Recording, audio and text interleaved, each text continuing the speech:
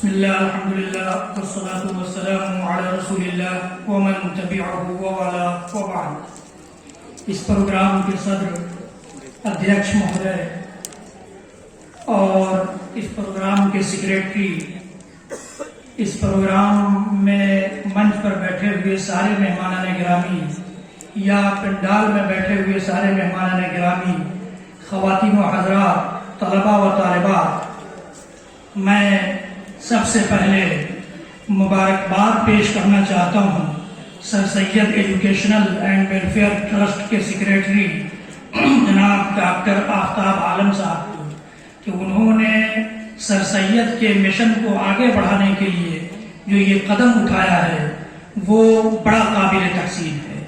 سر سید نے جو چراغ جلایا تھا اس چراغ میں تیل ڈالنے کا کام اس دور میں جو ڈاکٹر صاحب اور ان کی ٹیم اور ان کے شانہ میں شانہ ملا کر چلنے والے لوگ انجام دے رہے ہیں، یہ بڑا کارنامہ ہے، یہ تاریخ میں لکھے جانے کے لائق ہے۔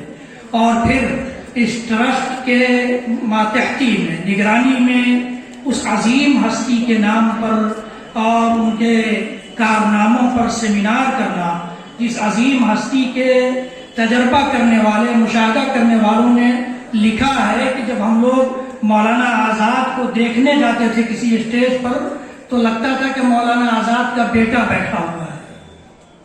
کم عمر میں کم سنی میں مولانا آزاد نے جو کارنامے انجام دیے اور اس ملک کی جو رہنمائی کی وہ سنہرا باپ ہے۔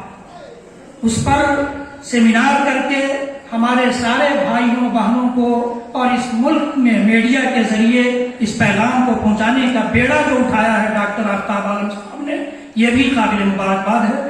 اور مجھ جیسے اپنا طالب علم کو اس میں حصہ لینے کی جو دعوت دی ہے اس پر میں شکر گزار ہوں۔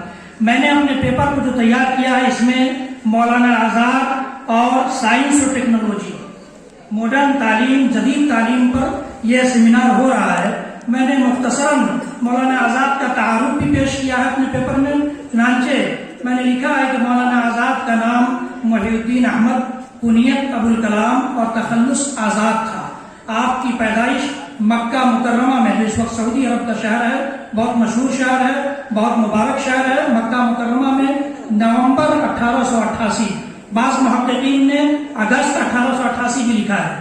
آپ کے والد گرامی مولانا خیر الدین مکہ سے ہندوستان جب واپس آئے تو انہوں نے کولکاتہ، جو اس وقت نام ہے اس وقت کلکتہ تھا، اس کو قیام کے لیے منتخب فرمایا۔ مولانا آزاد نے باضابطہ کسی مدرسے، اسکول، کالج، یونیورسٹی سے تعلیم حاصل نہیں کی، بلکہ گھر میں ہی مطالعے کے ذریعے علم و معرفت کی اس بلندی کو چھو لیا جس تک کوئی ہی کبھی کبھار پہنچ پاتا ہے۔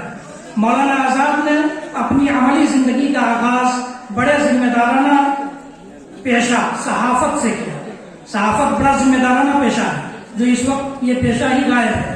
چنانچہ لسان الصدق، الہلال اور البلاغ کی تحریروں کے ذریعے انگریزی حکومت کو جھنجھوڑ کر رکھ دیا۔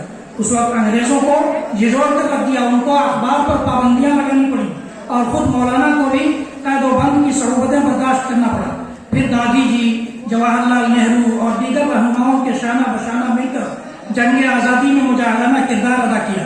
جب ملک آزاد ہوا تو آپ کے حصے میں وزارت تعلیم کا قلمدان آیا، گویا حق بحقدار رسید، حق حقدار کو مل گیا اور ملک کی آزادی 1947 سے لے کر اپنی وفات، اپنے انتقال، اپنے ڈیتھ تک، یعنی فروری 1958 تک، 1958 تک وہ اسی منصب پر فائز رہے اور اس ذمہ داری کو کما حقہ ادا کیا۔